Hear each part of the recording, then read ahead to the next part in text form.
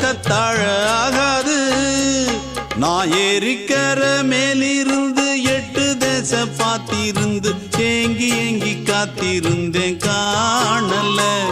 மணி 7 8 ஆன பின்னும் ஊரடங்கி போன பின்னும் சோறு தண்ணி வேணும் இன்னு தோணல.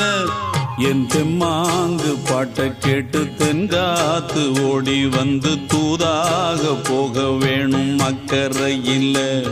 நான் உண்டான ஆசைகளை சொல்லாம பூட்டி வச்சு உள்ளார வாடுறேனே இக்கரையில்.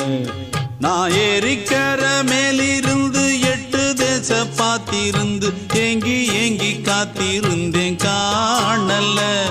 மணி 7 8 ஆன பின்னும் ஊரடங்கி போன பின்னும் சோறு தண்ணி வேணும்